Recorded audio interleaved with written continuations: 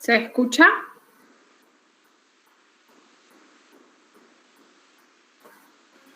Sí, profe, se escucha. Buenísimo. Me voy a poner igualmente los auriculares. No, en el foro en realidad hubo una sola pregunta, porque en el chat me están preguntando sobre esto. Hubo una sola pregunta y, bueno, por eso no preparamos nada, porque para una sola pregunta. Así que le mandamos una respuesta a la persona que mandó. Para que, bueno, pudiera consultar lo que necesitaba. Los problemas de repaso no tenemos las respuestas, no las damos nunca, solo damos las que vemos en clase. Pero si tienen alguna pregunta puntual sobre los problemas de repaso, podemos ver eso.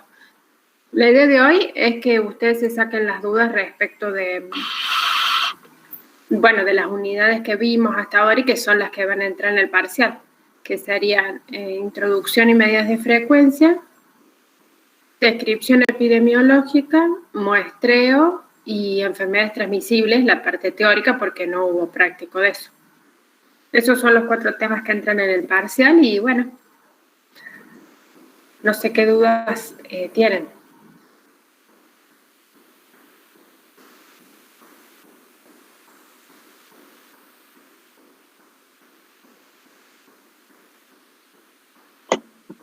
Hola, profe, buen día. Hola. Una pregunta, capaz que es tonta, pero todavía no me queda claro el concepto de sesgo. O sea, sé que es como cuando hay un error, pero el sesgo en sí, la definición exacta, no la entiendo todavía. La definición de sesgo es exactamente eso, que es cuando hay un error o una desviación. Y el sesgo en el muestreo, tal como lo vimos, es cuando se selecciona de manera deliberada a un subgrupo de la población. Por eso decimos que hay una desviación hacia un grupo de la población. El sesgo que vimos en el caso del muestreo fue, en vez de hacer una selección aleatoria considerando todos los individuos de la población, el ejemplo que vimos en las vaquillonas, por eso decíamos que estaba sesgado hacia un grupo. Y después también vimos el ejemplo de la encefalitis espongiforme. Y ahí el sesgo en el muestreo está dado porque se selecciona no a todo el conjunto de la población, sino a un subgrupo que son los que presentan síntomas. ¿Profe?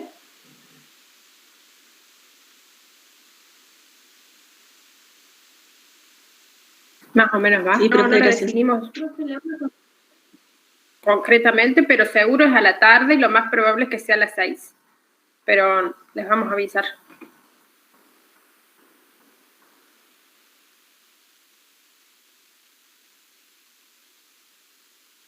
Esta semana vamos a poner seguramente un mensaje donde van a estar todas las cuestiones formales del parcial.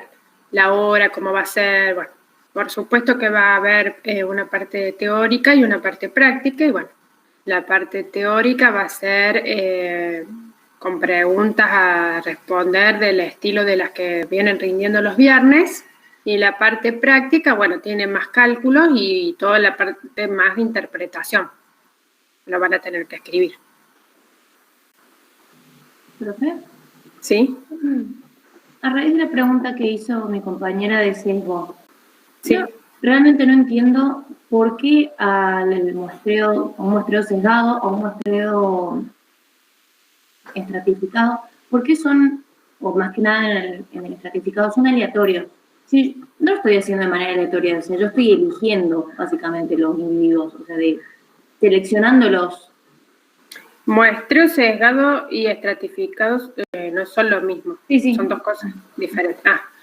El muestreo sesgado, por supuesto que no es aleatorio, porque depende cómo se haga, pero por ejemplo, ¿por qué digo yo que no es aleatorio? Porque si vos tenés una población y querés saber algo de esa población, todos los individuos de esa población tienen que tener una probabilidad conocida y diferente de 0 de ser elegido.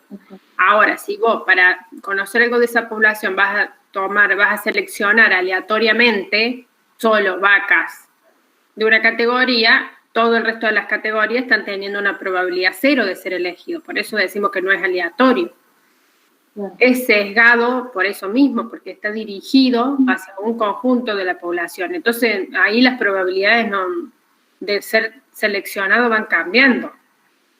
Mientras que en el muestreo estratificado sí es un muestreo aleatorio, porque primero formás los estratos, pero después dentro de cada estrato, todos los individuos de ese estrato tienen una probabilidad de ser seleccionados.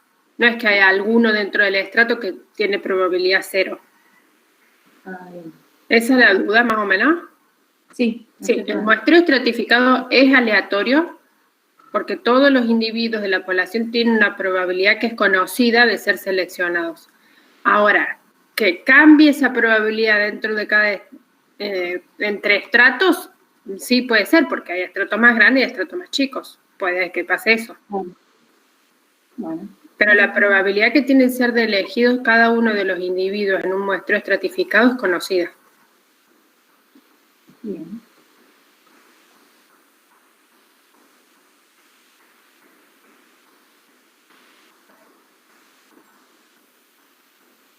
Bueno, viendo que no hay más preguntas, sigo molestándola yo, profe. Obvio. Cuando hablamos de la precisión, Sí. se dice que es alta cuando te dan una precisión, por ejemplo, de 2 y baja cuando te dan una precisión de 8. Por eso me mareó un poco con los números. Sí, es así. Vamos a suponer.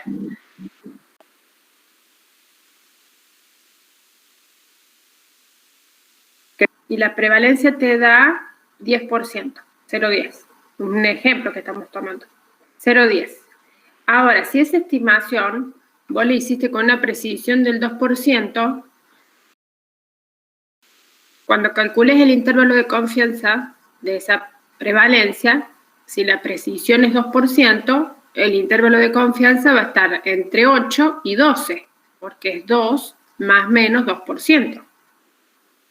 Ahora, si vos trabajaste con una precisión del 8%, para esa misma prevalencia que es de 10, cuando vos calcules el intervalo de confianza, el intervalo va a estar entre 2 y 18, porque es 10 más menos 8.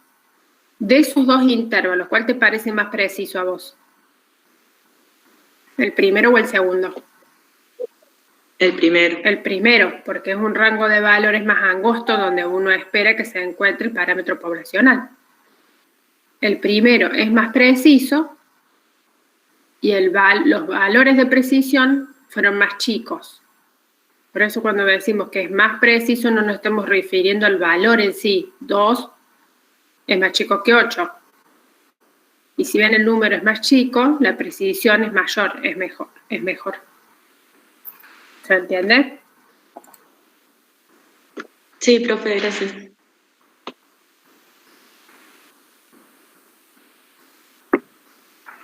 Profe, buen día. Sí. ¿Cómo andás? Bien, ¿y vos cómo andás? Bien, acá andamos. Yo tengo respecto a una duda en el ejercicio de repaso, de muestreo. Sí. No, quería más saber si estaba bien lo que había planteado con respecto a la interpretación, sería del ejercicio número 5. Dale. Bueno, ¿qué hago? ¿Lo leo o...? Sí. Bueno, a ver, un ratito. Sí. Dice el ejercicio número 5, ejercicio de repaso sería, ¿no? Una muestra de 20 liebres mostró un promedio de 3,5 kilos y un debido estándar de 1,5 kilos. Bueno, ahí te da la fórmula. Y te dice, siendo X, que el promedio de ese debido estándar, N el tamaño de la muestra, 1,96 la confianza, y después dice debido estándar sobre N, error estándar. Bueno, es lo que vimos en la clase de la semana pasada.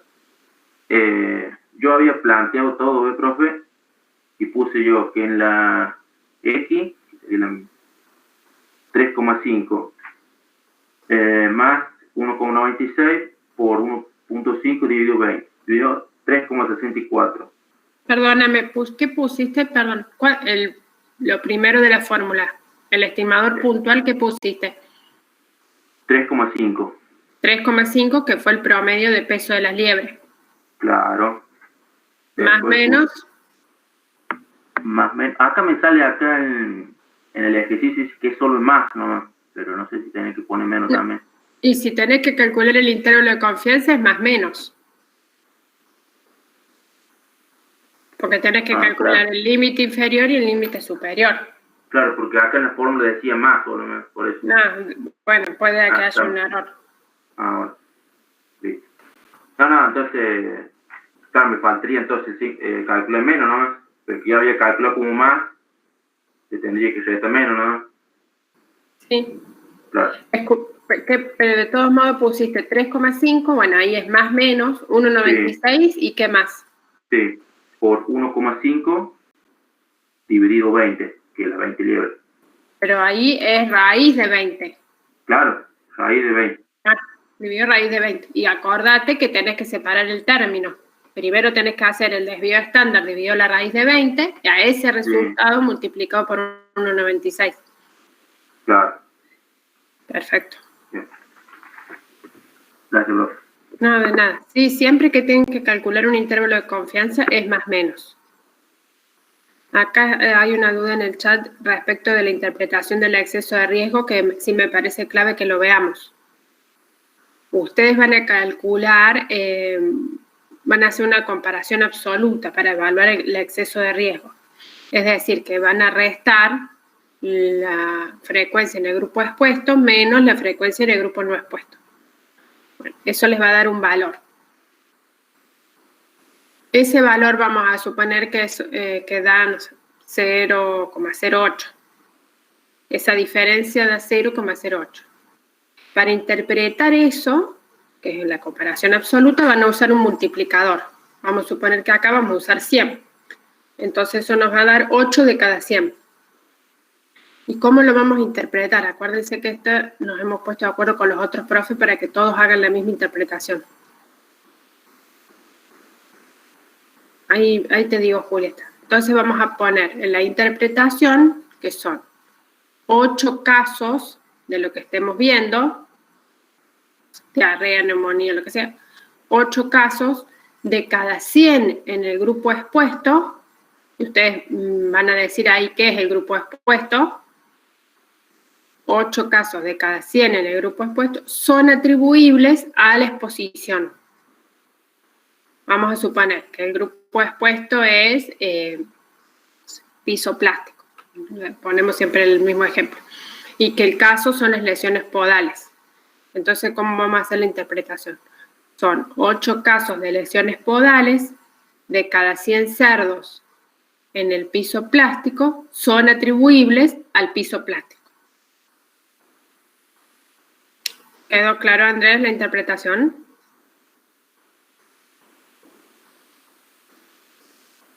Bien. Julieta, en el práctico 4, ¿cuál es el de muestreo? El último ejercicio de repaso no lo podemos hacer porque pide... en el práctico 4 los anexos tienen todas las fórmulas para calcular intervalo de confianza de los problemas que vamos a ver en los prácticos de más adelante. Esos son los de estudios epidemiológicos.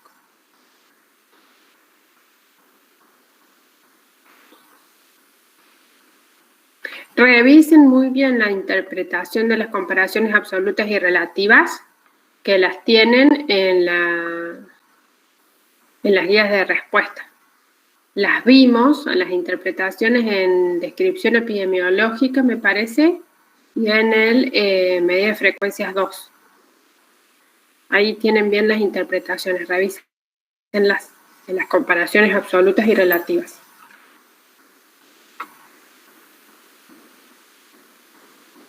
¿Profe? Sí. En la guía de estudio teórica del primer tema de introducción en frecuencia, hay una pregunta que dice, ¿qué es un evento de salud?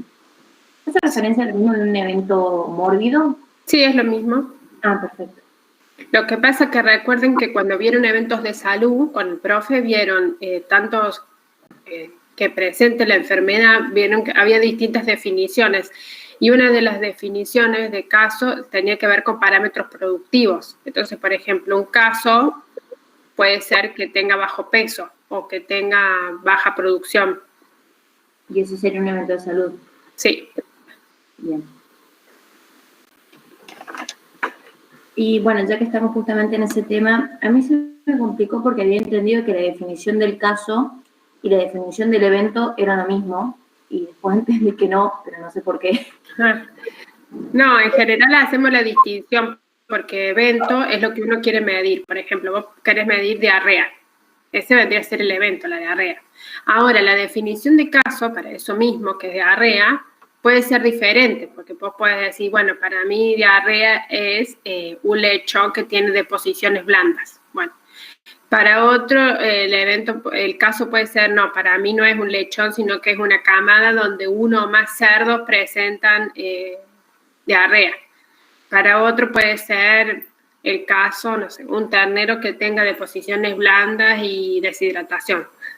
Entonces, para el mismo evento que es diarrea, puede haber diferentes definiciones de caso. ¿Se entiende eso? Sí, gracias.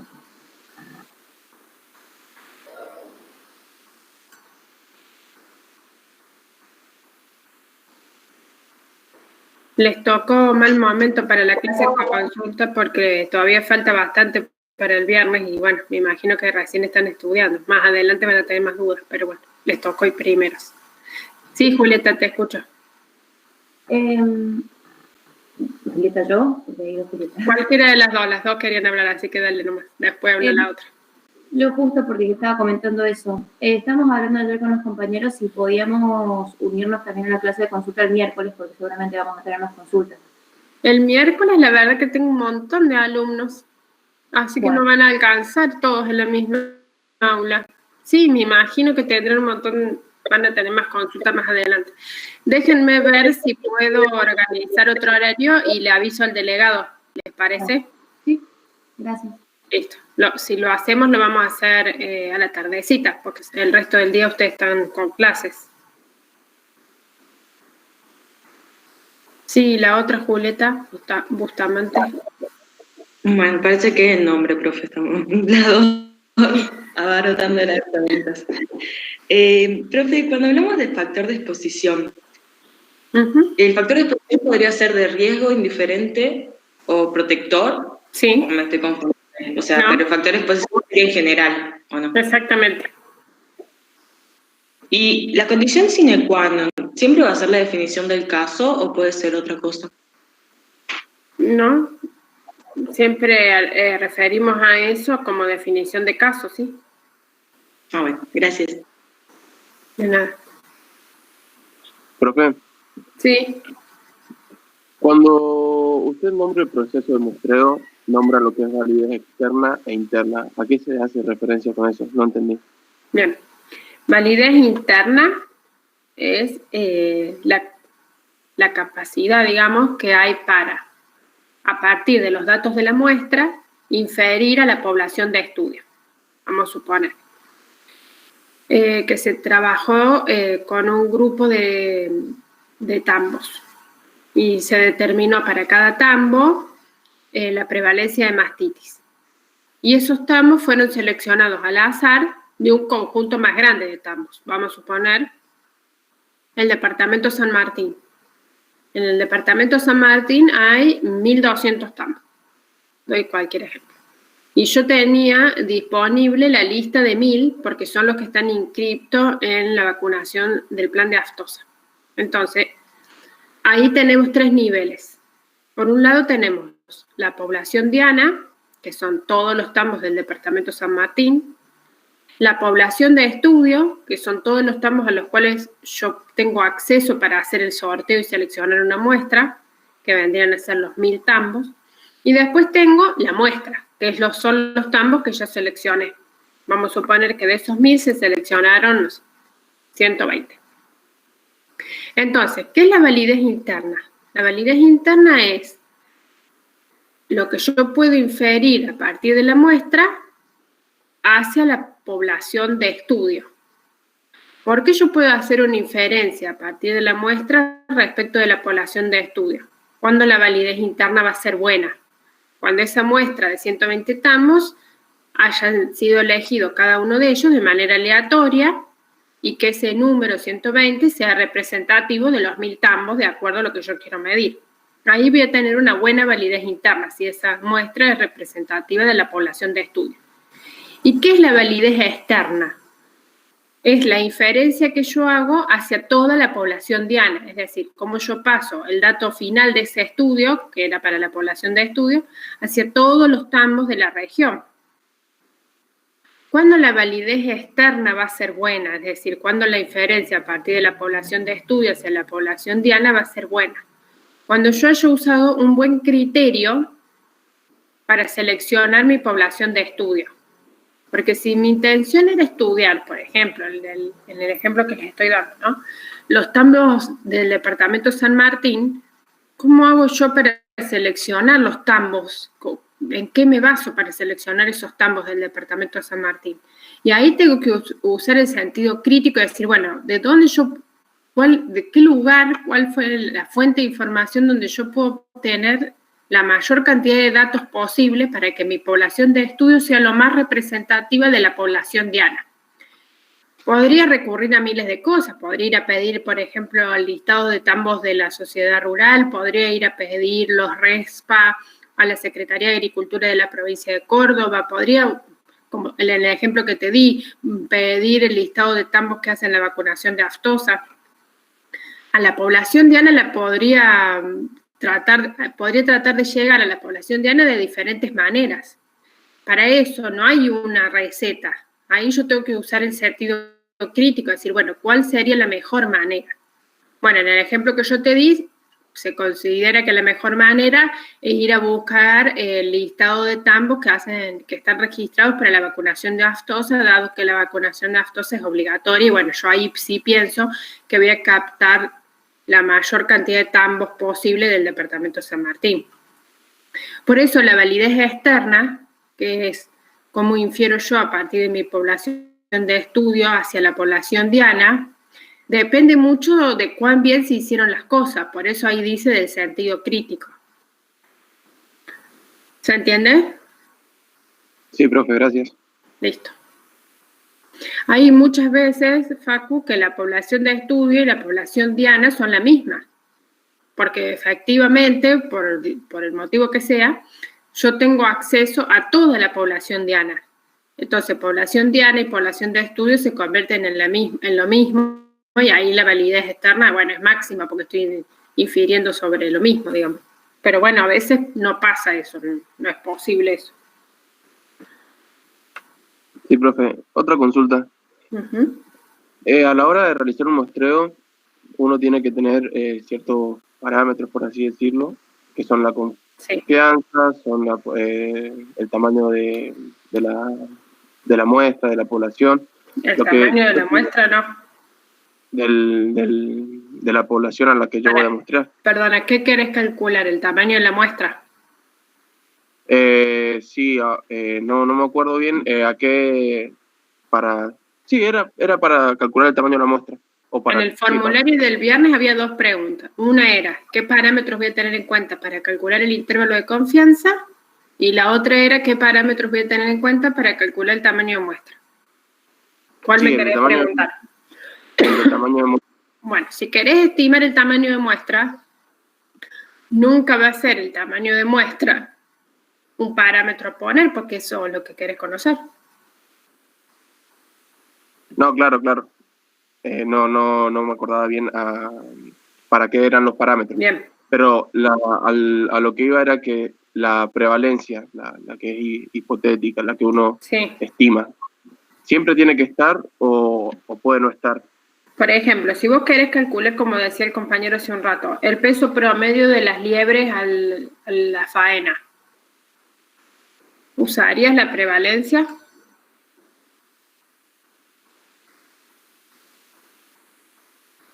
Lo usaría como un dato así a tener en cuenta, pero no sé si me serviría para calcularlo. ¿La prevalencia de qué pondrías? ¿De los pesos anteriores, puede ser? Y los pesos, si vos querés saber los pesos, ¿cómo se mide? ¿Con prevalencia o con promedio? Con promedio, profe, ¿no?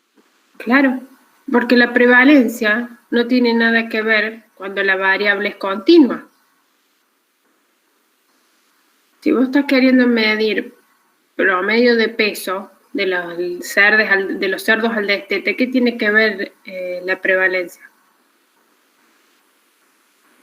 Sí, es verdad. No tiene nada que ver la prevalencia. Entonces, Sí. vos vas a poner la prevalencia o la incidencia o lo que sea, cuando lo que querés conocer, estás calculando el tamaño de muestra para conocer una proporción. Por ejemplo, si vos estás calculando el tamaño de muestra para conocer la incidencia de leucosis, ¿pondrías el promedio hipotético o pondrías el desvío?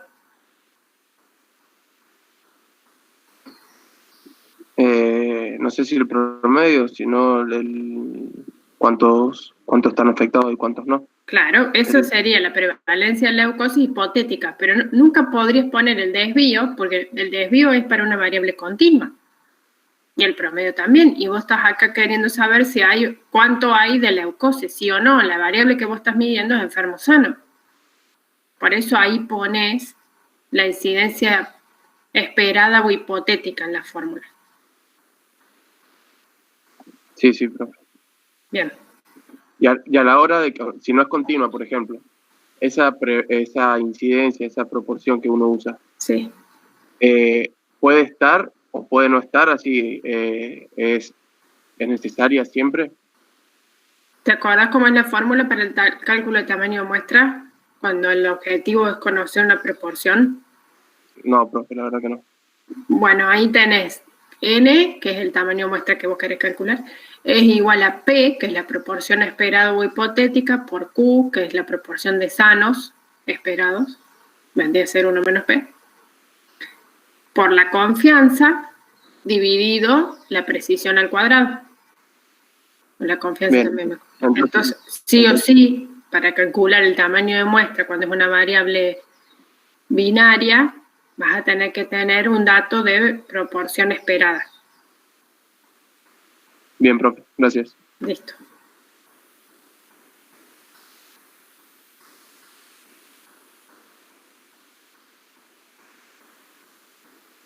Profe, Sí, una pregunta. ¿Está bien decir que la precisión mide el error? está bien. La precisión mide el error de muestreo o el error aleatorio. Ah, bueno. O sea, ¿serían el mismo número cuando vamos a calcular o no tiene nada que ver eso? No, no es el mismo número. El número que ponemos cuando hacemos el intervalo de confianza es el del error estándar, que se calcula diferente según el tipo de variable. Eso multiplicado por la confianza nos da el error total. Y ese error sí es el reflejo de la precisión. Ah, listo. Listo. Gracias, profe. Por eso siempre que trabajamos con una muestra sabemos que vamos a cometer un error y por eso calculamos intervalo de confianza, para medir ese error. La forma de medir ese error es estimar la precisión, que es el ejemplo que yo les daba más temprano, es ese rango de valores, tenemos un rango porque hay una precisión ahí. ¿Y por qué tenemos eso? Porque hay un error aleatorio. Claro. O sea, la precisión la sabemos siempre de antes. La precisión es una preferencia. La precisión es una preferencia que vos vas a decidir antes de hacer el muestreo con qué precisión querés trabajar. Por eso, de acuerdo a la precisión con la que vos quieras trabajar, vas a tener un tamaño de muestra más grande o más chico. Una vez que tenés la muestra y que hiciste el estudio, la vas a calcular definitivamente a esa precisión multiplicando el error estándar por la confianza. ¿Está bien? Listo, sí, gracias. En general, si vos trabajaste, deseabas una precisión buena, vas a trabajar con una muestra grande y cuando después hagas tus cálculos, la precisión también va a ser buena. Probablemente no sea exactamente igual, porque una cosa es tener una preferencia y después otra es hacer definitivamente el estudio. Claro. Gracias, profe. De nada. ¿Profe? Sí. ¿Podría repetir cuál era la relación entre error de muestreo y error estándar? ¿Qué se indicó? El error de muestreo es el que se calcula, es el que sumamos y restamos a la estimación puntual, la que sacamos de la muestra. ¿Cómo se calcula ese error de muestreo o error aleatorio? Multiplicando la confianza por el error estándar. Y el error estándar se calcula diferente según si es una variable continua o binaria. Si es una variable continua, el error estándar es el desvío estándar dividido la raíz de n. Y si es una variable binaria, el error estándar es p por q sobre n. Y todo eso raíz. ¿No? Gracias. No, de nada.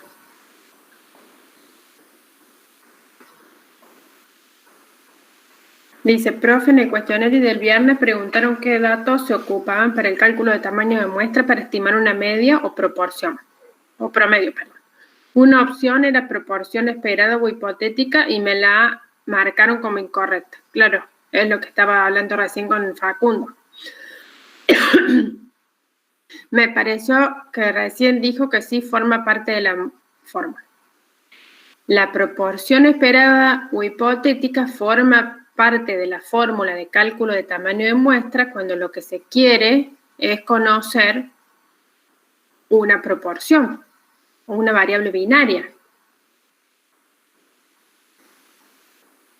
Ahora, si lo que querés conocer es una variable continua, la media y la proporción no van a formar parte del cálculo de tamaño de muestra. Lo que vas a tener que poner ahí es el desvío. No sé, Joana, si es esa la pregunta, si queda claro. Porque para cálculo de tamaño de muestra hay 3 fórmulas. Una es cuando quiero conocer si la enfermedad está o no. Bien. Otra, cuando quiero conocer una variable binaria. Ahí voy a tener que poner ciertas cosas en la fórmula. Y otra es cuando quiero conocer el promedio o la media de una variable continua. Y ahí voy a tener que poner otras cosas en la fórmula.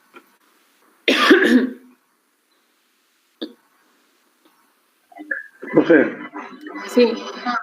en una de las preguntas del viernes dice, Sí. el muestreo aleatorio implica que, y hay 2 opciones, yo marqué la opción de cada individuo tiene una probabilidad conocida y diferente de 0 de ser incluida en la muestra, Sí. y aparte marqué la de cada individuo tiene la misma probabilidad de ser incluido en la muestra, si el muestreo es aleatorio siempre sin reemplazo. Y está mal, me lo consideraron. Porque si es sin reemplazo. Por ejemplo, que haya 100 individuos en la población y vos elegís el primero. ¿Qué probabilidad tiene, si es muestreo aleatorio simple, de ser seleccionado? 1 sobre 100. 1 sobre 100. Bien. Ahora, ese que elegiste, vos lo separás, no lo volvés a la población. Entonces, Sí, segundo... ahora todos tienen 1 sobre 99. Entonces la probabilidad cambia. Ahí es donde yo lo pensé, que digo, cada individuo tiene la misma probabilidad. No tiene la misma. Pero digo, el conjunto de individuos, todos tienen 1 sobre 100. Cuando vos sacas uno, todos tienen 1 sobre 99. Cuando sacas otro, todos tienen lo mismo. Todos siguen teniendo lo mismo siempre. No siguen teniendo lo mismo siempre. Al principio, solo al momento de elegir el primero, todos tienen la misma. Después, cuando ya elegiste el primero, los que quedan, les cambió la probabilidad. Y así sucesivamente. La probabilidad va cambiando. Yo digo, todos los que quedan tienen la misma probabilidad en ellos. Después cuando cambian, todos tienen 1 sobre 99. Yo lo interpreté así, por eso digo. Sí, pero no es siempre la misma probabilidad. Por eso te voy a decir. O sea que la pregunta sería que todos tienen la misma probabilidad al principio. Claro, al inicio, después va cambiando. Por eso no es siempre la misma probabilidad. La única manera que todos los individuos tengan siempre la misma probabilidad es el muestreo aleatorio simple con reemplazo. Perfecto. Profe, capaz que ahí lo que se equivocaron los chicos, que yo creo que lo interpreté igual, es porque en el teórico, o sea, yo lo copié textual y dijeron que decía si a cada unidad de muestreo tiene la misma, igual probabilidad de ser incluido en la muestra, el muestreo se realiza sin reemplazo, por lo que la probabilidad cambia en las sucesivas extracciones. Pero al principio sí habían dicho que era la misma probabilidad en cada Ay, lo he dicho. de la extracción. Claro. Al teórico lo he dicho, capaz que me confundí. No, sí, por eso es como que es confuso en ese sentido. Por eso capaz que lo interpretamos mal. Sí, puede ser. Cuando es así, que tengan esa duda, revisen el libro o mándenme un correo. Sí, es probable que me haya equivocado. ¿Cuál podría ser un ejemplo de factor pronóstico? Bien, ahí viste, Julieta, que les dimos para que lean todo lo referido a factores de pronóstico. Está en el chat. Es el libro que tienen de Laura Altamirano y están las páginas y todo. Y los factores de pronóstico son aquellos donde se mide la probabilidad de que un individuo que no tiene síntomas se convierta en clínico, o de que un individuo clínico muera, o bueno, el desenlace que tenga, digamos, o se salve. En el foro de Evelia está para que lean.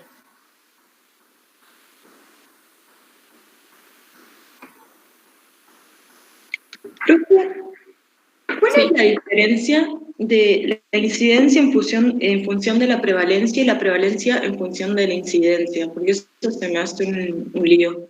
Bien. ¿Ustedes vieron, cuando vieron medidas de frecuencia, vieron que tenían que la incidencia estaba en función de la prevalencia y de la duración y viceversa? Es lo mismo, porque es una fórmula. ¿Qué dice la prevalencia?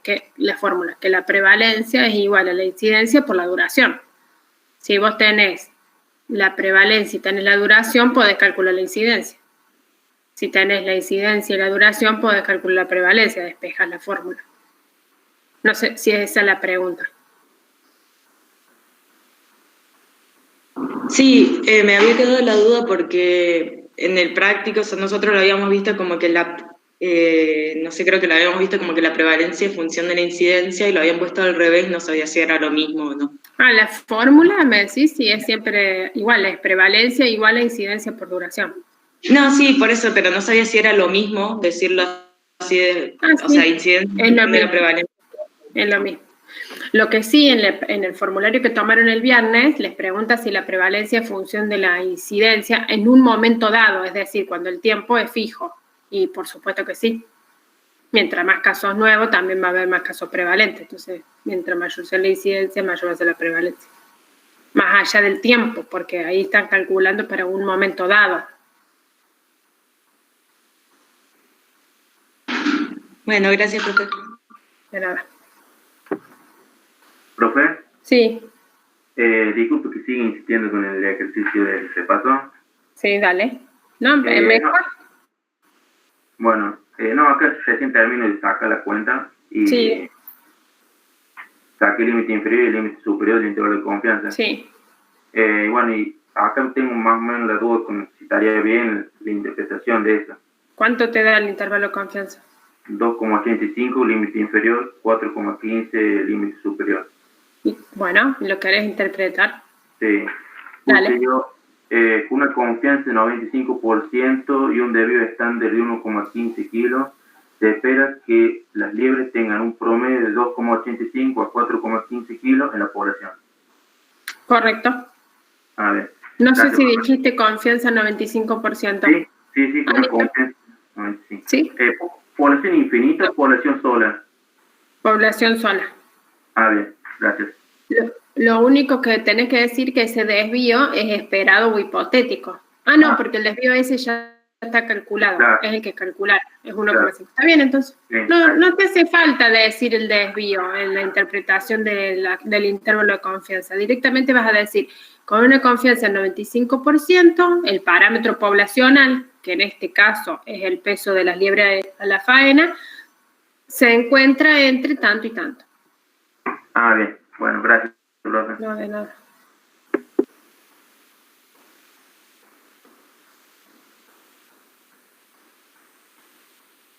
Profe, buen día, ¿me escucha? Sí, te escucho, Aldana, ¿cómo estás?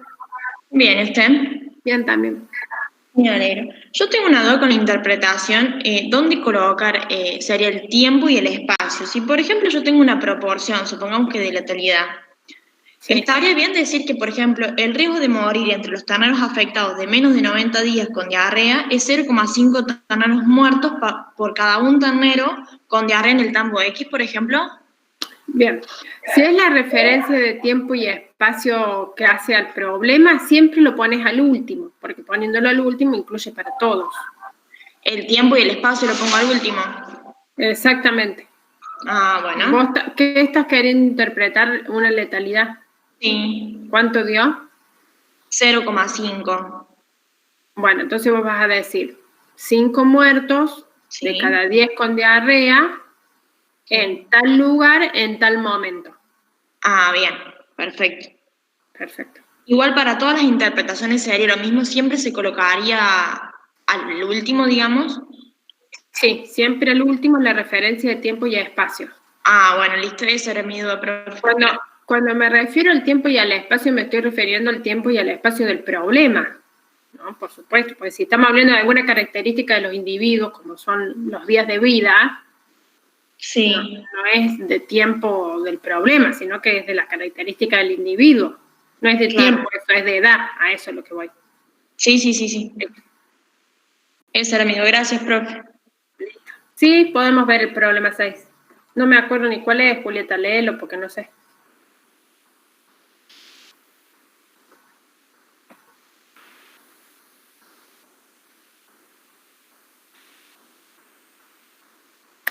Perdón, acá hay otra. Profe, patrón y perfil de riesgo son lo mismo, sí.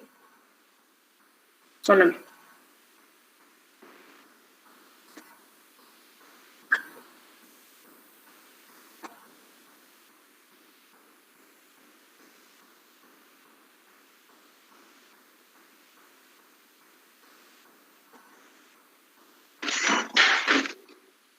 Profe, Sí. Bueno, en el problema 6 dice la prevalencia de la brucelosis en un rodeo es del 20% para el mes de enero.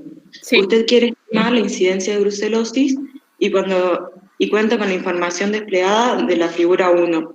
Sí. Dice, calcule la incidencia de brucelosis en este rodeo, ¿tiene algún inconveniente en definir la duración de la enfermedad? ¿Y cuál sería la duración típica de la misma? Y da una tabla que da los números de animales y la duración, pero no sé... Tabla no. ¿Cómo? Un gráfico, no una tabla. Un gráfico, perdón. Sí. Pero te ponen los meses que dura, pero no sé de qué mes a qué mes va esa duración para saber cómo calcular la incidencia. No sé si tomar el mes 1 como el... ¿Por qué quisieras saber de qué mes a qué mes va? Porque te dice que calcules la incidencia y te dice que la prevalencia es el 20% y te dice que calcules la incidencia. A ver, elegí cualquier columna de esa gráfica y decime cuál le elegiste. Porque hay columnas, ¿no? O sea, las columnas te dan la duración de la enfermedad, entonces por eso no sabía si son todas, empiezan en el mismo momento y duran más o menos o cómo. Por eso digo, por ejemplo, la columna 3, que supongo que son los 3 meses que dura la enfermedad y tiene 20 animales. Bueno, entonces eso quiere decir esa columna, que a 20 animales la enfermedad le dura 3 meses. ¿La de al lado qué quiere decir? La de 4 meses sería que a 10 animales la enfermedad le dura 4 meses. Perfecto. El gráfico está bien interpretado. Ahora, si vos mirás esa gráfica así, donde tenés la frecuencia de animales y cuánto le dura la enfermedad, ¿para qué necesitarías saber en qué mes se dio? ¿Te da lo mismo? ¿Qué dirías vos de la duración? ¿Qué dirías vos? ¿Cuánto dura esa enfermedad? ¿Cuánto dirías vos que dura esa enfermedad mirando esa gráfica? Y 3 meses en promedio. Correcto. Esa enfermedad dura 3 meses en promedio, no importa qué momento sea. ¿Por qué vamos a decir que dura 3 meses? Porque en realidad, como todas las enfermedades, ¿viste? Cuando te dicen, bueno, la gripe, ¿cuánto dura? Y bueno, la gripe dura entre 7 y 10 días. Hay un rango de valores ahí. porque a unos individuos le dura más, a otros le dura menos. En promedio, si vos tuvieras que decir, bueno, dirías, bueno, dura 8 días. Lo mismo para ese ejemplo de la brucelosis. Vos decís, bueno, en promedio, como me estás diciendo, dura 3 meses. Entonces ahora ya tenés la prevalencia, que era 0,20, y tenés la duración, que es 3 meses. ¿Cómo calculás la incidencia? Ya entendí, o sea, ahí entonces divido la prevalencia por el tiempo, por la duración, y me daría la incidencia. Claro. 0,20 dividido 3 te va a dar la incidencia. Bueno, sí, no lo había planteado de esa manera, entonces no sabía cómo calcularlo. Y esa incidencia que te da ahí, que va a ser 0,07 más o menos. ¿Qué incidencia es? Sí. ¿Es mensual? Sí, sería mensual porque lo dividís en meses, ¿o no? Claro, es mensual. Y ahora pensemos el problema. Si vos tenés 7 casos nuevos en el mes 1, 7 casos nuevos en el mes 2 y 7 casos nuevos en el mes 3, ¿cuál va a ser la prevalencia el mes 3? ¿Y sería el 0,21 en el mes 3? Claro, 0,21. Estamos redondeando, por eso nos da el 21 en vez de 20, porque hacemos 7. Y en el mes 4... Sí, sí, sí. 0,27 sería más o menos. ¿Por qué? No, seguiría siendo de 0,20 porque la duración de la enfermedad son 3 meses. Claro, los 7 primeros, los 7 que se enfermaron, que eran casos nuevos en el mes 1, en el mes 4 ya o se sanaron o se murieron, no están más enfermos. Porque la enfermedad dura 3 meses. Por eso todos los meses la prevalencia es 0,20 y todos los meses la incidencia es 0,7.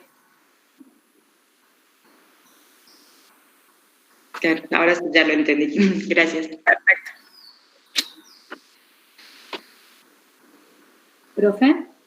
Sí. La verdad que me perdí y no entendí cómo se dieron cuenta cuál era el promedio que duraba la enfermedad esos 3 meses. ¿Bien? ¿Tenés el problema ahí vos? Sí. Bien. Fíjate que hay columnas, hay barras. El gráfico en realidad ese gráfico es un histograma, pero se forma con barras, ¿viste? Sí. Bien. Y hay animales que la enfermedad le dura ¿Cuál es la mínima duración? Porque yo no estoy viendo la gráfica. ¿Cuál es la mínima duración? No lo sé, no me doy cuenta. Abajo, bien, en el eje de las Y, que es el vertical, sí, tenés el número de animales. Sí. Y en el eje de las X, que es el horizontal, tenés la duración de la enfermedad. Sí. Que está medida en días, en meses, digo. Sí. La duración, ¿de cuánto a cuánto va? ¿Cuál es el rango que hay en el eje X? De 1 a 5 meses. Bien, entonces hay animales que le dura 1 mes y hay otros animales que le dura 5 meses. Sí. Bueno. ¿A cuántos animales le dura 1 mes? Y a menos de 5. A menos de 5. ¿Y a cuántos animales le dura 5 meses? 5, pero Sí. menos. ¿Y a cuántos les dura 3 meses? 20. Bueno, si vos mirás esa gráfica y tuvieras que decir con un solo valor, ¿cuánto dura la brucelosis? ¿Qué dirías? Dura entre 1 y 5 meses. Pero si vos tuvieras que, porque para la fórmula, cuando haces incidencia por duración, esa duración tenés que poner un único valor, no puedes poner de 1 a 5. Claro. Bien, mirando esa gráfica, ¿cuánto dirías entonces que dura la brucelosis? Y supongo que 3 porque hace como un pico ahí en el mes 3. Claro, 3, ¿por qué? Porque a la mayoría le dura 3 meses. Bien. Por eso tu compañera dice, y en promedio dura 3 meses, que es lo mismo. Bien. ¿Te das cuenta? Sí. Por eso decimos 3 meses, porque a la mayoría le dura 3 meses.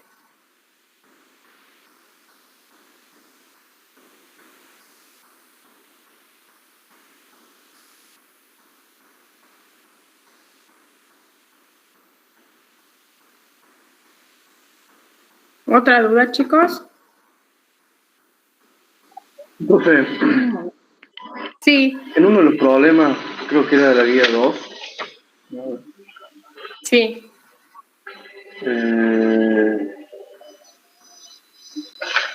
Bueno, no me encuentro. En el problema 2 de la guía 2, Sí. dice lo de letalidad, morbilidad. Sí. Pero te dice que hay un grupo que tiene letalidad del 13%. Sí. ¿Cómo lo calculas? ¿Sería 13 cada 100 o 13 sobre el total de enfermos que hay en el grupo, que era... O sea, lo saqué mal, creo, porque lo había hecho 13 sobre... No me acuerdo cuánto me da el total de enfermos. El total de enfermos te da 100. Sí. Pero sería... no me acuerdo de calcular. Sí. Bueno, porque ya de otro día estoy con otro un par. No, pero no importa, haremos el problema. Si te dice que la letalidad es del 13%, ¿cómo interpretas eso vos? 13 de cada 100. Bueno, pero ¿qué son los 13 y qué son los 100? Los 100 son los enfermos y los 13 son los muertos. Bien, entonces cuando vos te dicen que la letalidad es del 13%, vos vas a decir que hay 13 muertos por cada 100 enfermos. Sí, perfecto. Bien, ahora, con ese dato, ¿podés calcular cuántos muertos hay en un conjunto de enfermos? Sí. Sí, bueno, porque vas a decir, si hay 100 enfermos, hay 13 muertos. Ahora, si hay 500 enfermos, habrá tantos muertos, ¿correcto? Sí. Lo que pasa es que en este problema que vimos, da la casualidad que además justo hay 100 enfermos.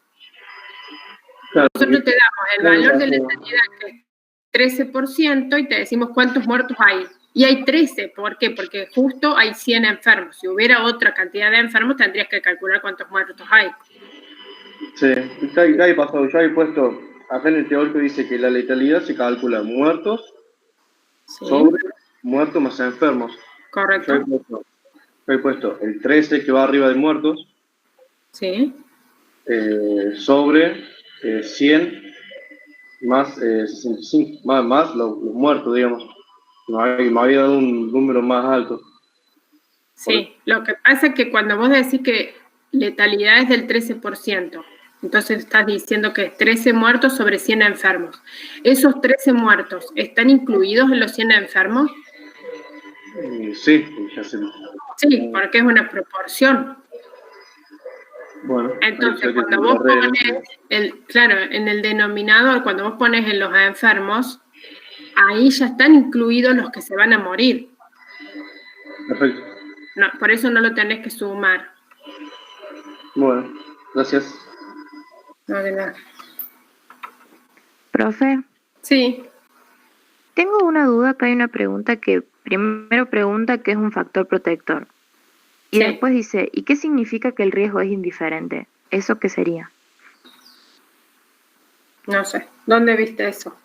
Está en la guía o sea, es la primera guía que subieron del primer teórico.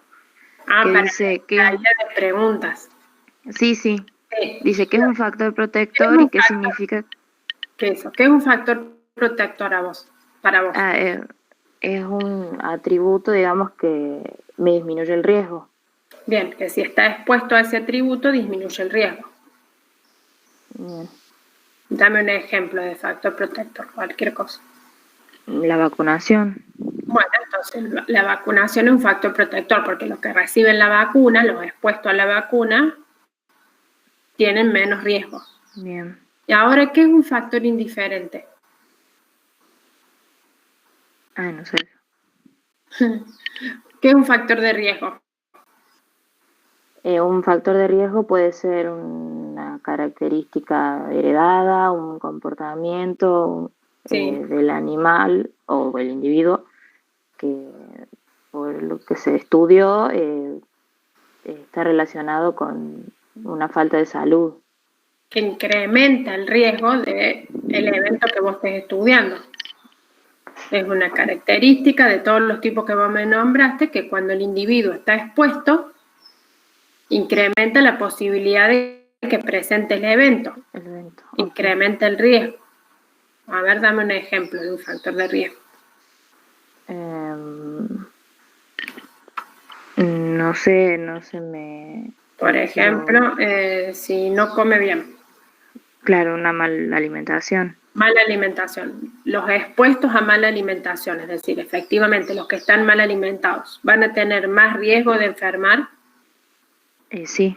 Sí, por eso el factor mala alimentación es un factor de riesgo. Bien. Porque incrementa el riesgo de enfermar. Y el factor indiferente es aquella característica que hace que el riesgo sea igual, tanto si está expuesto como si no está expuesto. Por ejemplo, para alguna enfermedad como puede ser diarrea, el sexo es un factor indiferente. Da lo mismo que sea macho o hembra, porque en los dos grupos se enferma de diarrea la misma cantidad. Claro. ¿Te das cuenta? Sí. Bien. Si es un factor indiferente, cuando comparas de forma relativa, es decir, que dividís el riesgo en los expuestos dividido el riesgo en los no expuestos, ¿cuánto te va a dar? ¿Cómo me repite la pregunta, profe? Sí, que si vos tenés un factor que es indiferente, sí, como estábamos diciendo recién, por ejemplo, el sexo para la diarrea. Cuando comparas de forma relativa el riesgo, en este caso de diarrea, entre expuesto y no expuesto, en este caso macho y hembra, ¿cuánto te va a dar esa comparación relativa si el factor es indiferente? ¿Y 0? A ver, pongamos un ejemplo. Suponete que tenés 20% de diarrea en los machos y 20% de diarrea en las hembras, es decir, 0,2 y 0,2. Cuando haces la división de eso, ¿cuánto da? 1. 1. Siempre que el factor es indiferente, la comparación relativa es 1. ¿Y la absoluta, que es la resta? 0. 0. Claro. Ahora, si es un factor de riesgo, la comparación, como decíamos, por ejemplo, la malnutrición, la comparación relativa, ¿cuánto da? Y como que me va a dar más. Mayor a 1. Sí. ¿Y si es un factor protector? Menor a 1. Menor a 1. La vacuna, si vos comparas la diarrea entre los vacunados y los no vacunados, por ejemplo, que te va a dar, no sé, 0,08 dividido 0,20, cuando dividís esas dos cosas te da un valor menor que 1. Bien. Perfecto. Profe, otra pregunta. ¿De dónde puedo leer todo esto que es medidas de frecuencias? ¿Desde qué libro? Porque no lo encuentro. Está todo tengo en el el Altamirano. En el borde. Fíjense que en el pizarrón, en el Evelia, yo les pongo todas las unidades, armo un pizarrón. Y para cada unidad tienen que entrar a la comisión de epidemiología. Para cada unidad tienen un pizarrón. Y en el pizarrón está la sugerencia de lectura. Bien, perfecto. Me mandó un mensaje diciendo eso. Listo, bien. Gracias. Julieta dice, no comprendo la siguiente desventaja del muestreo aleatorio sistemático. La varianza no puede ser estimada a menos que se asuman ciertos supuestos que es un muestreo aleatorio simple. Sí, es una cuestión matemática. Cuando haces la varianza en un muestreo aleatorio simple, la hacemos tal cual la conocen ustedes como la vieron en estadística. Cuando es sistemático se debería hacer un ajuste. Pero bueno, en general se asume que es como si fuera en un muestreo aleatorio simple. Pero la verdad es que habría que hacer un ajuste matemático. No vamos a profundizar en eso, ni muchísimo menos. Julieta Bustamante. ¿El factor de pronóstico puede ser positivo o negativo? Claro. Fíjate que está muy bien explicado todo eso en el libro de Altamirano y en el foro de consulta está la página y todo.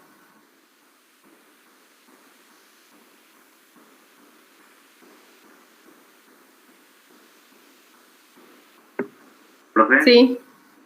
Disculpe que la moleste de nuevo. No, tengo otra pregunta. Dale. Otra duda con respecto a la pregunta número 6 de muestreo. Dale. Te daban diferentes tipos de prevalencia y Sí. vos tenés que más o menos entender qué quiere decir eso. O sea, lo que yo entiendo es que a medida que va aumentando la prevalencia se necesitan menor cantidad de muestras para detectar, en este caso, un caso de una enfermedad. ¿Puede ser o no? Me parece que no dimos ejemplos con prevalencia, dimos con precisión. ¿Vos me estás hablando del práctico? Del práctico número 6. Sí, no, del práctico número 4, el de muestreo. Sí, no, pero es de ejercicio y repaso. Ah, el ejercicio de repaso. No me acuerdo, ¿me lo podés decir? Porque no recuerdo qué dice. Bueno. Lo busco, pero... A ver qué dice el problema de repaso.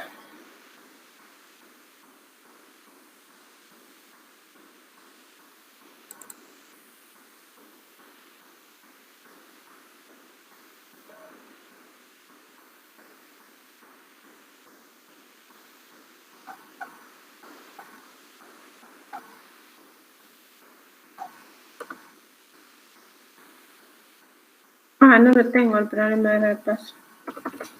No lo tengo acá. Acá lo tengo yo, profesor. ¿Me lo podés leer? Bueno. Dice... A ver.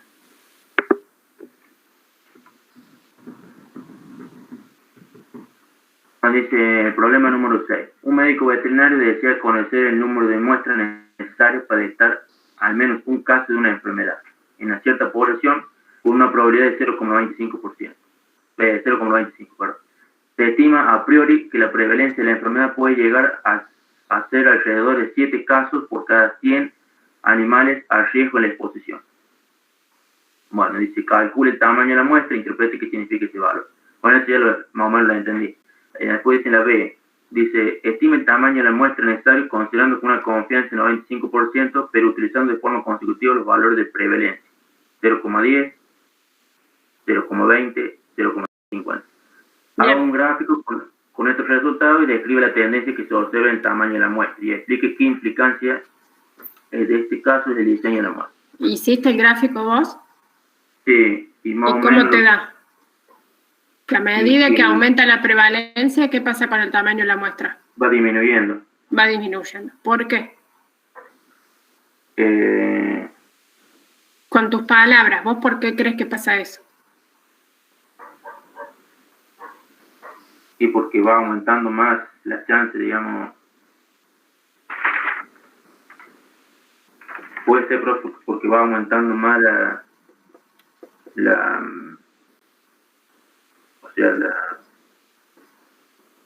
ver. ¿Cuál era el objetivo del muestreo, Gabriel? Y determinar, digamos, cuántos animales está afectado, digamos, la población, ¿o no? No. ¿No? ¿Para qué estás haciendo el muestreo? Para inferir la población. ¿Pero qué cosa querés inferir? Y en este caso, para determinar la enfermedad. ¿Qué de la enfermedad? No entiendo. No estás queriendo saber cuántos animales enfermos hay. ¿Qué es lo que querés saber? ¿Cuántas muestras necesitas? Bien, esa es la pregunta. ¿Cuántas muestras necesito? ¿Pero para qué? ¿Para saber cuántos animales enfermos hay? No, para... No. No. Es para... O sea, ¿cuántos animales necesitas vos para saber cuántos animales enfermos hay o no? No, tampoco. Vos estás haciendo el muestreo para saber si la enfermedad está o no. Claro. No te importa saber cuántos animales hay enfermos. Vos querés saber si la enfermedad está. Claro. Para saber si la enfermedad está o no, ¿cuántos casos tenés que detectar? 1. 1. Entonces, por eso, vos estás haciendo la fórmula de tamaño de muestra para detectar al menos un caso, porque si ya hay un caso, ¿qué quiere decir? Que la enfermedad está. Claro. ¿Te das cuenta? Claro, sí. Bien. Ahora, si ese era tu objetivo, saber si la enfermedad está o no, Y ahora tenés una enfermedad que en la población parece ser, tu hipótesis es que es muy prevalente, es decir, que hay muchos casos. Para detectar uno, ¿vas a necesitar una muestra grande o chica? ¿Para detectar cuándo? Cuando hay mucha prevalencia. Sí. Cuando la prevalencia es alta, y te van a necesitar menos cantidad. Menos, ¿por qué? Porque si vos tenés una población, claro, si tenés una población de 100, suponete, y hay 70 enfermos, con una muestra pequeña, seguro que enganchás un enfermo. Mientras que si la prevalencia es baja, es decir, que tenés 100 en la población y solamente 2 tienen la enfermedad, para enganchar uno de esos 2, cuando la prevalencia es baja, vas a necesitar una muestra grande. Claro. Por eso la tendencia te da así. A medida que la prevalencia aumenta, la muestra que necesito es más pequeña. Claro.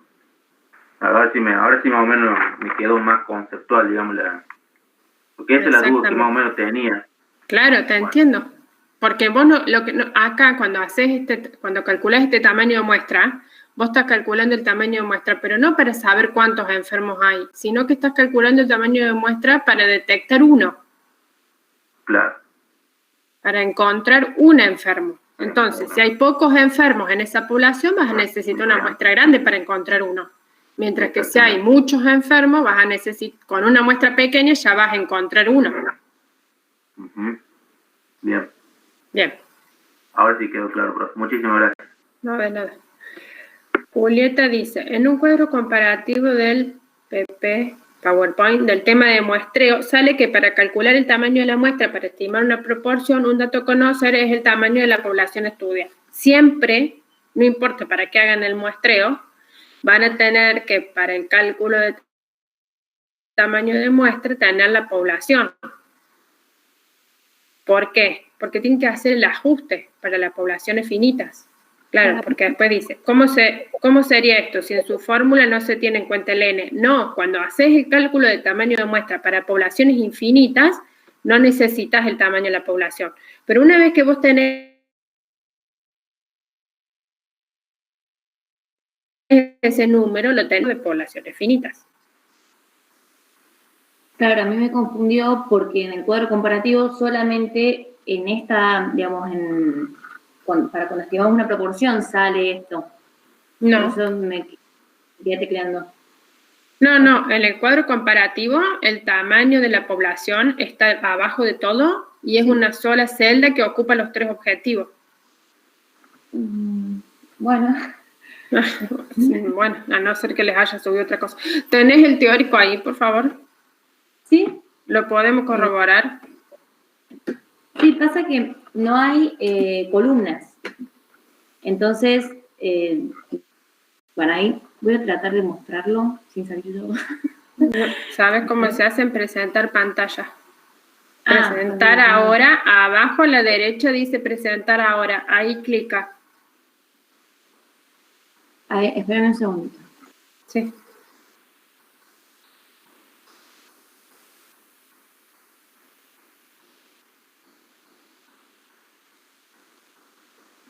Si quieren ir viendo algo más, porque hasta que yo abra archivos y todo, voy a estar 3 años. A ver, me voy a fijar yo. Espera un minuto que me voy a fijar si lo tengo acá. Acá lo tengo. Aguanta que lo subo yo.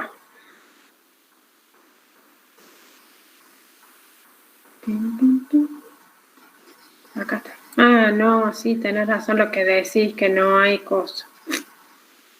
Lo tendría que poner así, pero bueno, sí. Capaz que es un error de formato que no ayuda, que... Bueno, se lo dibujo encima de las columnas. Ahí está, ahí lo están viendo. ¿Se ve, Julieta?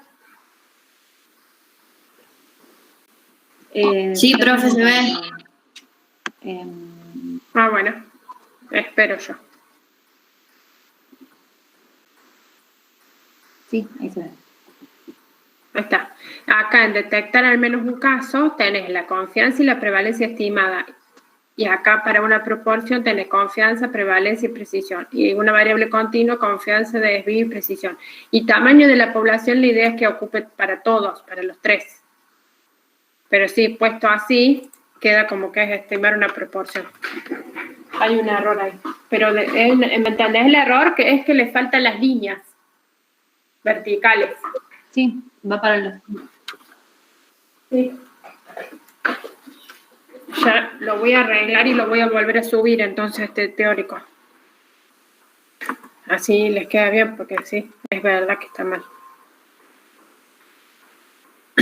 Sí, el tamaño de la población lo necesitas para todos los muestreos, porque para todos los muestreos vas a tener que hacer el ajuste para poblaciones finitas.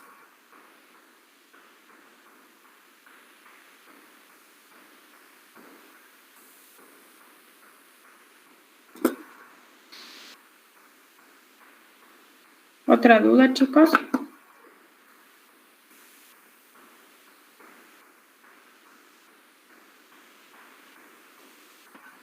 Profe, Sí. enfermedad contagiosa no es lo mismo que enfermedad transmisible. ¿Qué decís vos? No sé, por eso pregunto. ¿Qué te parece? A ver. Si tuvieras que... Total, no estamos en el examen ahora. Si yo te pregunto, si estuviéramos en un examen y te pregunto yo eso ahora, ¿qué dirías vos? Supongo que enfermedad contagiosa es como si se contagiara de animal a animal. ¿Y la transmisible? Y transmisible, por ejemplo, con un vehículo común también puede ser. Sí. Y entonces, ¿son sinónimos? ¿Esa es la diferencia entonces? No, te pregunto entonces si son sinónimos o no. No, pero no entendía la diferencia entre las dos. ¿Te acuerdas la definición de enfermedad transmisible? ¿La tenés ahí? Ahí me fijo. Dale.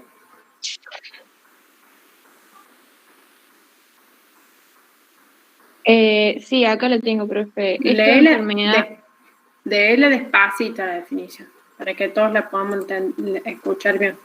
Es toda enfermedad producida por un agente infeccioso o el producto tóxico de este, adquirida a través del contacto con un animal infectado, persona o reservorio, mediante formas directas o indirectas que incluye otros animales, plantas, vectores o elementos inanimados. Bien. Entonces, ¿las enfermedades contagiosas son transmisibles? Por ejemplo, vamos a poner un ejemplo. ¿La gripe es una enfermedad transmisible?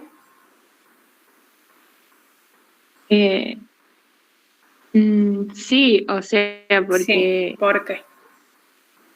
Y porque se puede contagiar con el contacto con alguna persona. Sí, pero eso no la hace transmisible. ¿Qué dice la primera parte de la definición? Ah, sí, porque es producida por un agente infeccioso. Que en este caso es un virus. Sí. Bien, entonces la gripe es una enfermedad transmisible. ¿Es contagiosa?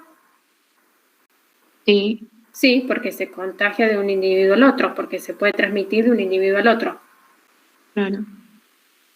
Bien, la intoxicación con un silo que tiene micotoxinas, ¿es una enfermedad transmisible? No.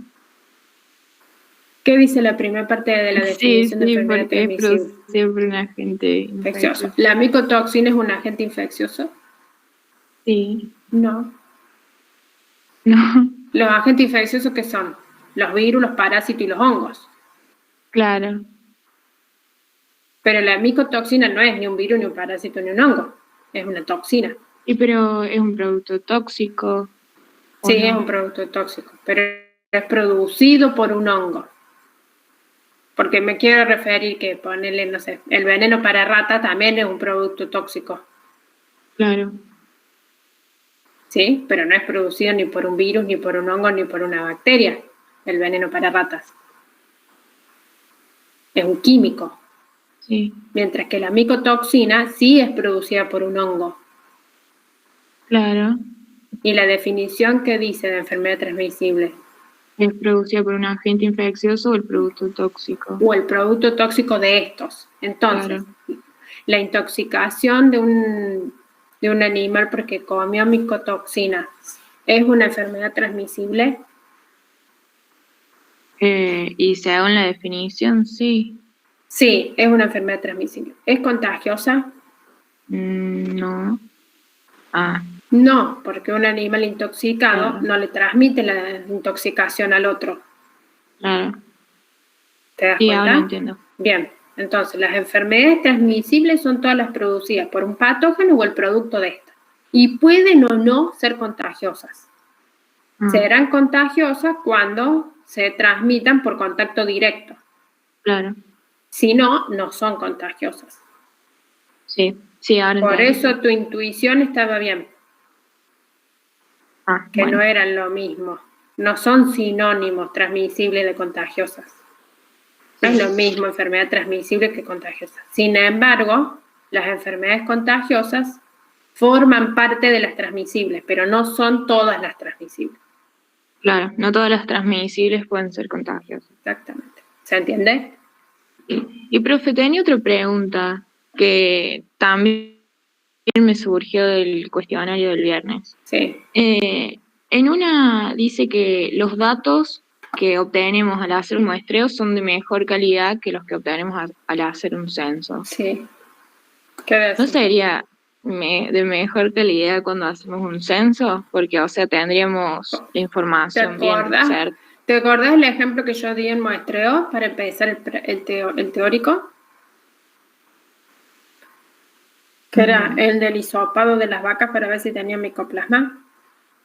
Sí. Bien. Vos suponete que tenés que hisopar en un criadero de cerdos. Sí. 3.000 cerdos. Para hacer un censo, tenés que hacer el hisopado de 3.000 cerdos. Claro. Mientras que claro, pero los datos que obtendríamos serían más certeros, ¿o no? Sí, a lo que voy es esto. Que si vos haces el censo, vas a tener exactamente cuántos positivos hay. Vas a tener la certeza del dato poblacional.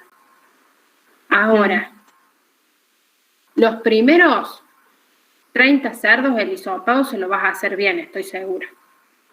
Cuando llegues al cerdo 2500, ¿la calidad de ese hisopado va a ser la misma? Y no. No, porque allá cuando llegué al cerdo 2500 tenés un cansancio, un quilombo de tubitos con hisopo por todos lados. Porque imagínate lo que es. ¿Te das cuenta? Sí. A eso hacemos referencia, que cuando vos querés medir el atributo, es mejor trabajar con menos cantidad de animales. ¿Por qué? Porque vos aseguras que estás midiendo bien ese atributo. A eso hace referencia. Sí, ahora entiendo.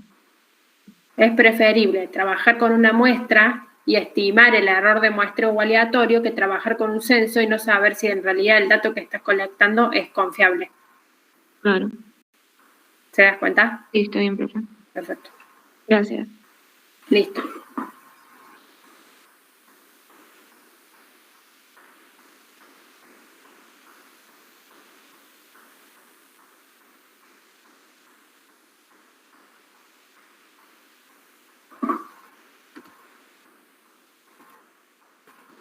¿Profe? Sí. Hola, buen día. ¿Cómo va? Yo tenía una duda con respecto a las tasas. Sí. Para calcular lo que es animales tiempo riesgo. En el teórico el profe multiplica los meses, o sea, mes 1, mes 2, mes 3. Sí. Teniendo en cuenta todos los datos y los elementos a considerar. Pero nosotros en el ejercicio no multiplicamos los meses. O sea, no multiplicamos por 3, por 4. Sí vamos descartando, teniendo en cuenta los ingresos y descartando los animales que se van.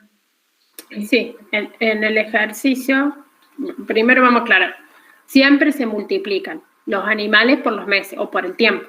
Los animales por el tiempo que estuvieron a riesgo. ¿Correcto? Bien. Bien. Ahora, si vos durante, por ejemplo, 3 meses tuviste la misma cantidad de animales a riesgo, por ejemplo, 150, ¿qué vas a hacer? 150 por 3 meses.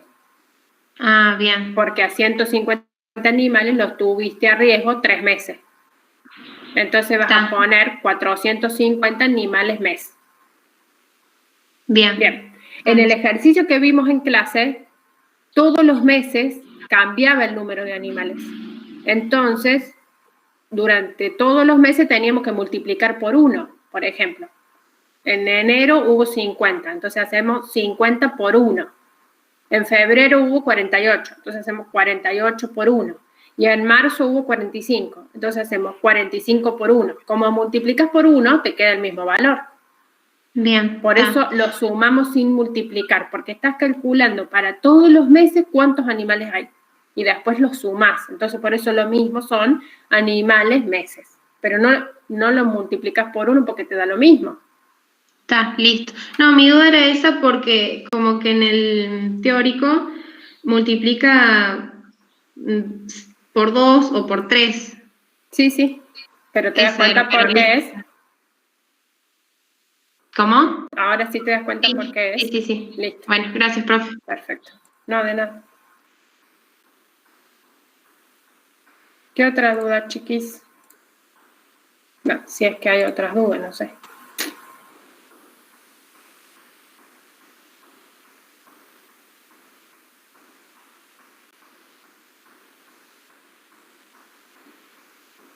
¿Profe? Sí. Esto es muy de la primera clase, pero todavía no me doy la diferencia entre razón y tasa. Muy bien, está buenísimo que preguntes esas cosas, porque son las que vamos a evaluar seguramente. Por eso. Así que está muy bien que preguntes. Bien. ¿Qué decís vos? ¿Qué diferencia hay entre razón y tasa?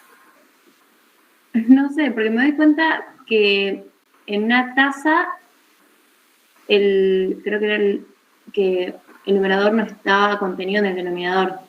Por ejemplo, pongamos un ejemplo de una tasa.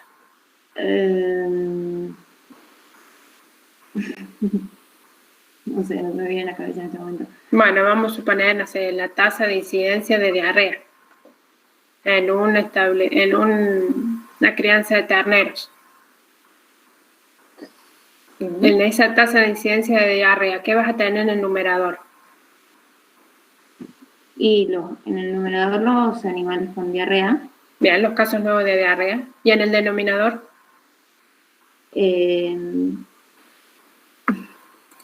No sé. Los terneros por el tiempo que estuvieron a riesgo. Pero ahí entonces sí está conteniendo el numerador. Ahí vamos. Vamos a suponer que eso lo estás midiendo en terneros días. Sí. Bien. Ahora, los casos nuevos de diarrea, ¿están contenidos dentro de los terneros días? Porque los casos nuevos de diarrea, ¿qué son? ¿Terneros? ¿O no? ¿Cuál es la unidad? Terneros. Bien. Y el denominador son terneros días. Entonces no es lo mismo. Y no, porque porque en el numerador estás midiendo terneros y en el denominador estás midiendo terneros días. No son lo mismo. Una cosa son terneros y otra cosa son terneros días. O sea, lo que cambia es la unidad. Lo que cambia es la unidad. Por lo tanto, una tasa nunca es una proporción.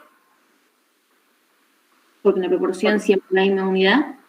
En la proporción, vamos a suponer que si estás midiendo la incidencia acumulada de diarrea, sí. ¿Qué tenés en el numerador? Los terneros con diarrea, digamos, los casos nuevos de diarrea. Y en el denominador, todos los terneros. La población sana al inicio. Sí.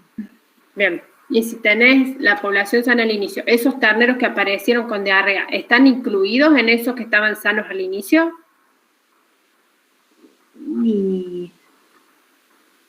Vamos. Sí, por eso la incidencia acumulada es una proporción. Entonces, bien, ahora vamos de nuevo. ¿Qué era la razón? Era cuando eran dos elementos diferentes. Bien, dos elementos diferentes. Entonces, en la tasa, ¿tenemos dos elementos diferentes? En la tasa, sí. Sí. Entonces, por definición, las tasas son razones. Ah, bien. Bien, pero ¿por qué no les decimos razón y les decimos tasas?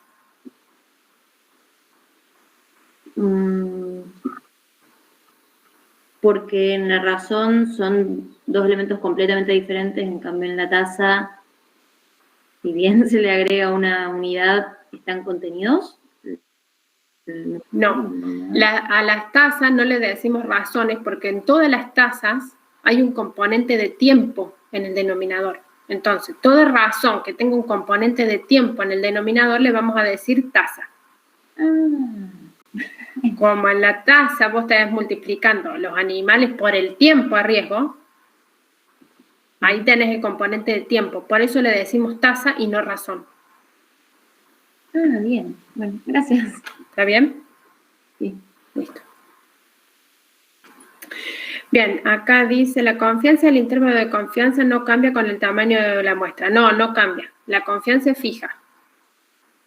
Y es una elección, pero es una elección, sí, pero siempre vamos a trabajar con 95%. ¿Dijo cómo va a ser el parcial? Sí, dije. Hay una parte teórica, que es del formato de los formularios los viernes, y una parte práctica, que es con problemas, donde tienen que hacer cálculos e interpretaciones. Y en el transcurso de la semana ya les vamos a mandar un mensaje donde vamos a decir todo esto. Profe, sí.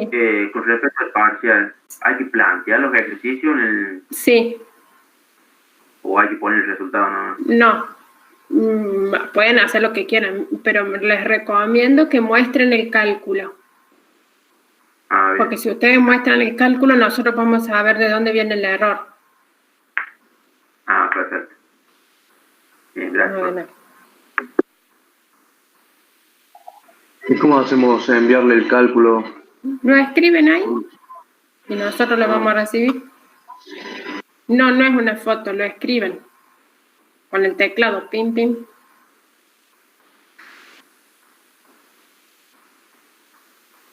Sí, tienen que estudiar las fórmulas.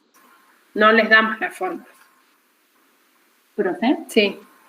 En el caso, por ejemplo, de que desaprobemos la parte práctica, ¿tenemos que recuperar tanto teórico como práctico o solo el práctico? Se recupera todo. Bien, gracias.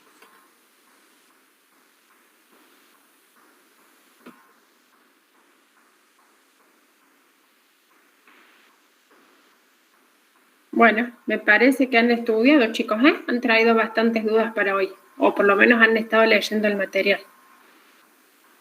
¿Tienen alguna otra duda? Si no, hacemos como les dije, cerramos por hoy y en todo caso hacemos una consulta corta para alguna cuestión que haya quedado pendiente el miércoles a lo mejor, o el jueves. Porque entiendo que ustedes son de los lunes y bueno, están más complicados con el tiempo de estudio.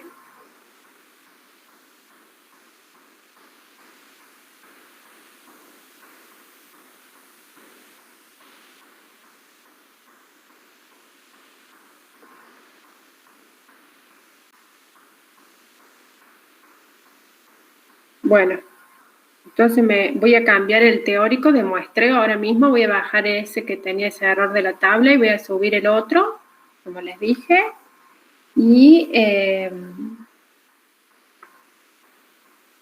les voy a escribir, entre hoy y mañana vamos a mandarles un mensaje diciéndole de vuelta todo lo que tienen que estudiar y dónde encuentran todas las cosas que está, en realidad está todo en Evelia. Lo que sí tienen una buena sugerencia de lectura de material bibliográfico en los pizarrones y no sé si eso están viéndolo. Así que bueno. Y estén atentos que les va a llegar el mensaje del horario y todo lo referente al parcial. Si les parece, cortamos. No sé si tienen alguna duda más.